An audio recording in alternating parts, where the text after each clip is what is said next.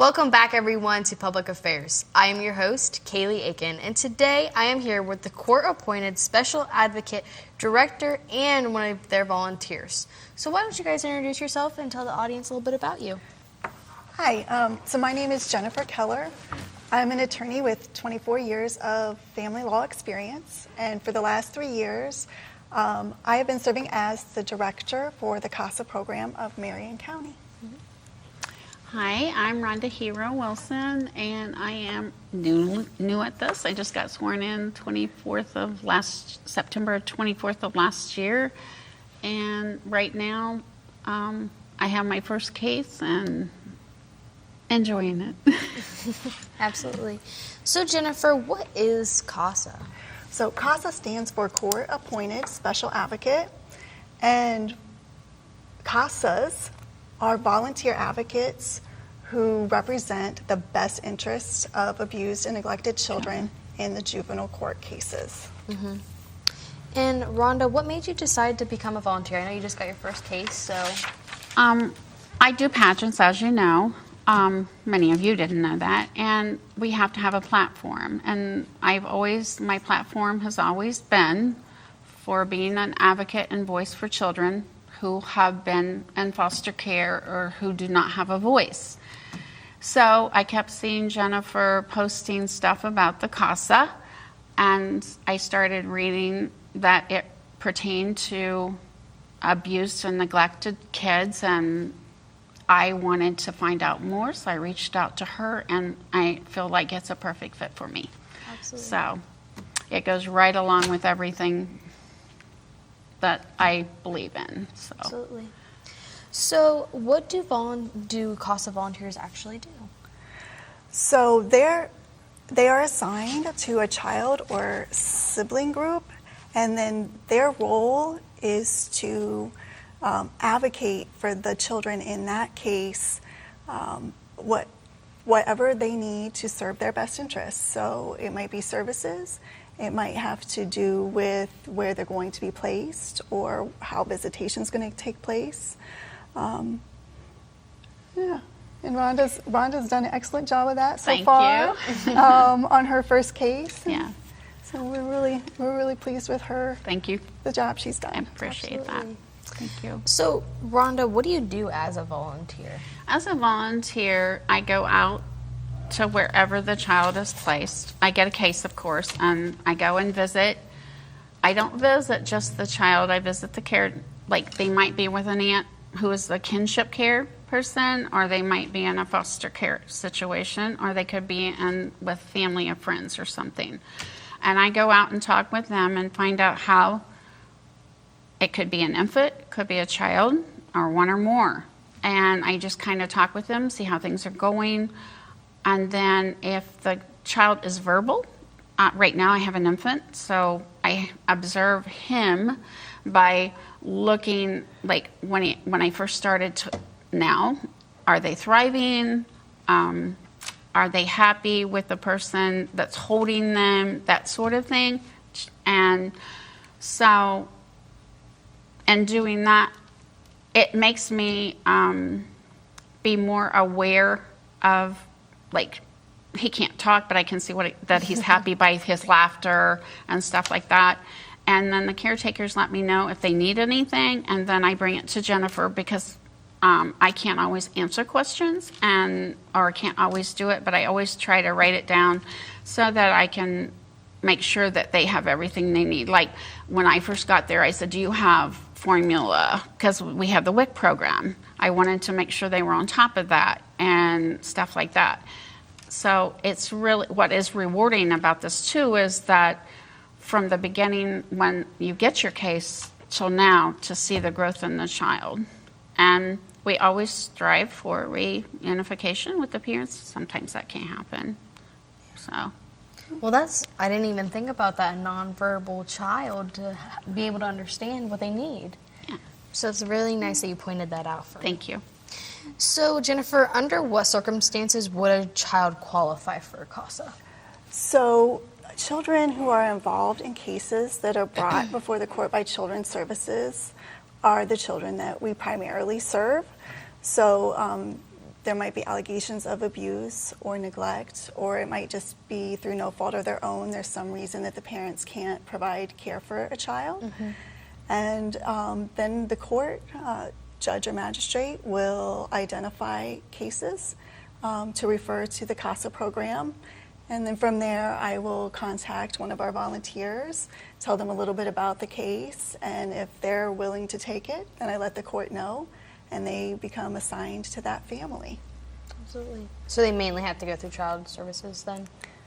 So so it's a case where Children's Services has filed with the court, and then whether it's abuse, neglect, or dependency, so that the parents are then given the opportunity to have a reunification plan, extra sets of eyes and ears on their case, and they get a lot of services to help them correct whatever led them to this point in their lives. Yeah. So, Rhonda, what is it that you feel is special about what you do for the children that you are assigned to? Well, what I feel that is special is that we are helping Children's Services caseworkers they have caseworkers besides me. There's caseworkers, and they get so overloaded.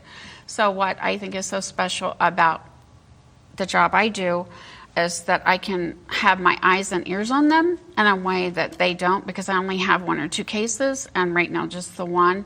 So if there's anything that I'm not happy with, I can bring it again to Jennifer, she's my supervisor, or we can talk to the caseworker about it. And that way, I know that the child is getting taken care of. But 2, it's just being able to watch what's going on. So. Absolutely. So Rhonda kind of mentioned some of the things that she does, but what are the duties of a volunteer advocate?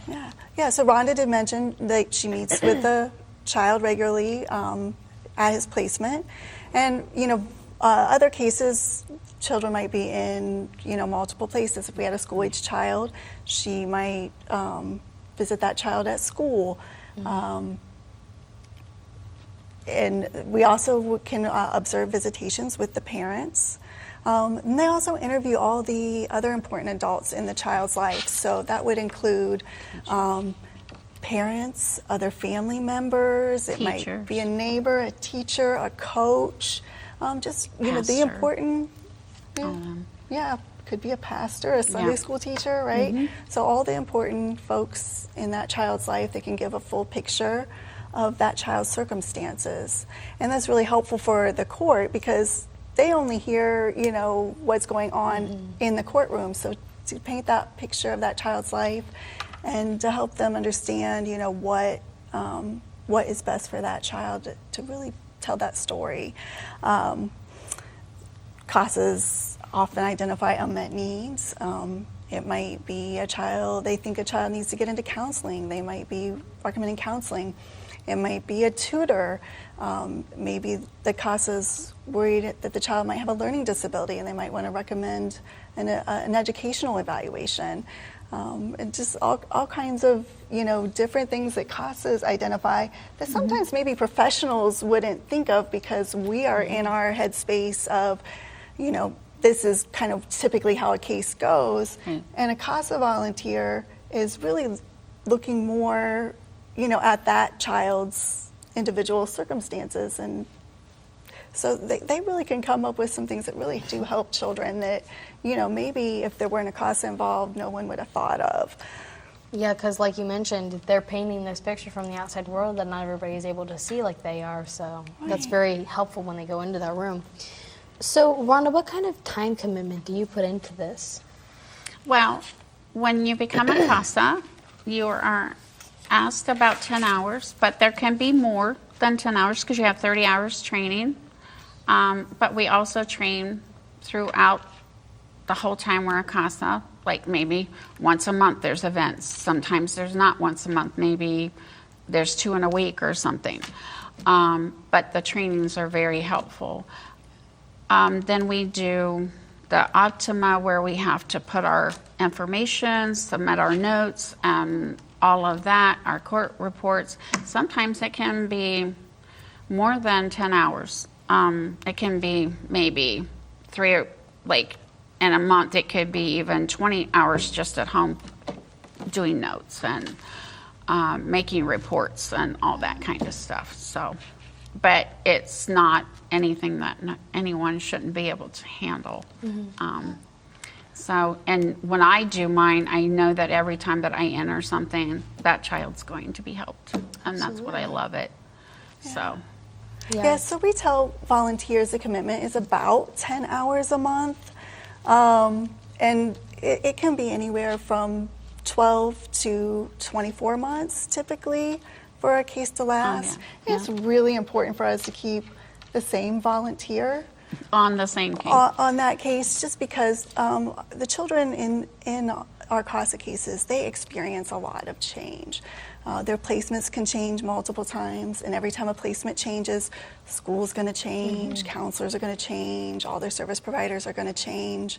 And, you know, caseworkers can change. I mean, social services is a very high turnover field. I mean, burnout is real. Yeah. So if we can have a CASA worker who is at least that one consistent person, that can make all the difference for a child. And then, so we do tell them about 10 hours a month, and some months, like Rhonda said, could be more, and some will be less. So right at the beginning of the case. But the case itself could go up to 24 months. I When mean, it just depends on what happens at the hearings, what I am able, like, what I say, what the caseworker puts in, what is decided. Yeah. So, but Yeah, right at the beginning of the case, when you're first meeting everybody and doing all the initial interviews, it can be a little busier. yeah, and it gets a little overwhelming, but not overwhelming to the point you can handle it. So, And then kind of, you know, once you get through that initial beginning of the case, then it can slow down, and you might only be putting in a couple hours for a few months where you're just basically meeting with the child and entering your notes. And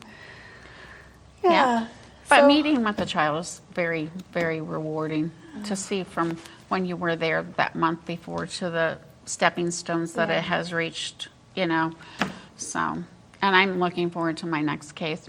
I'm happy with this case, but I'm looking forward to my next one as well, and my next one and the next one. So. You're just wanting more and more. And more. Yeah, absolutely. So, Jennifer, how does someone become a CASA volunteer then? So there's an application process. There's an online application that they can access from our website.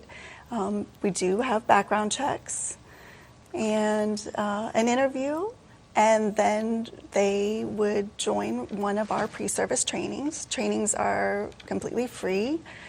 Trainings have a homework component and an in-class component, and more in the last few years, the homework has been completed online through an online component, and then we've been meeting via Zoom just because we found that it's more convenient for a lot of our volunteers.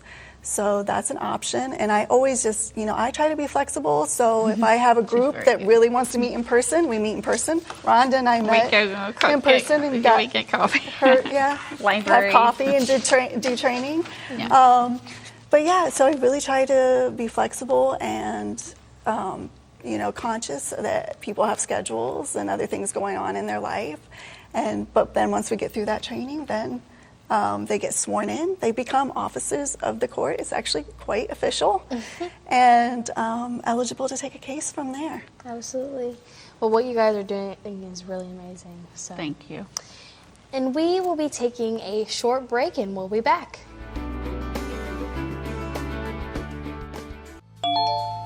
Text your request at 800-852-8199. We're praying for you.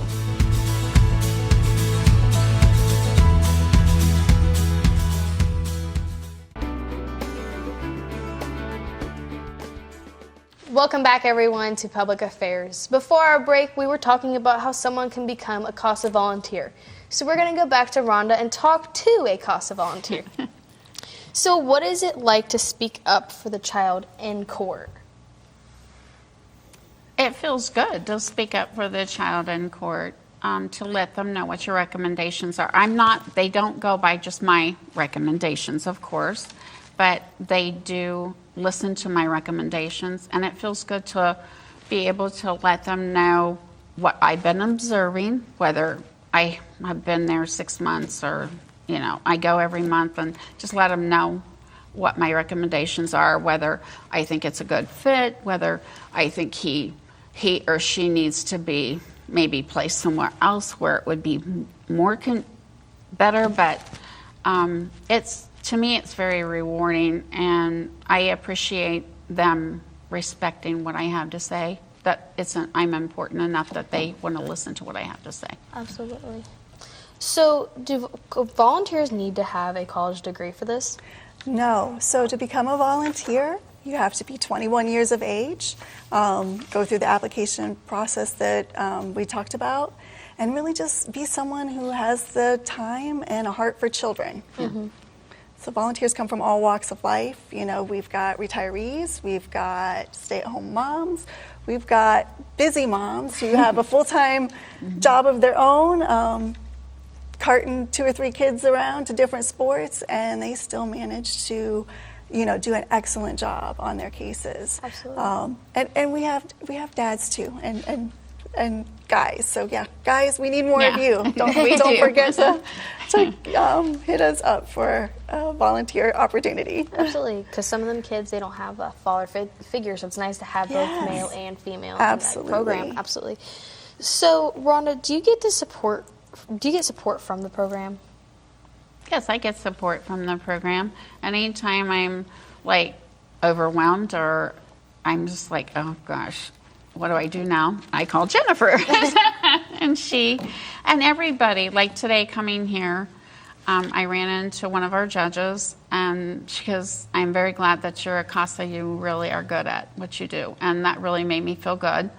And just to know that she's a phone call away, that the others are we have other CASAs that I'm getting to know, they're a phone call away.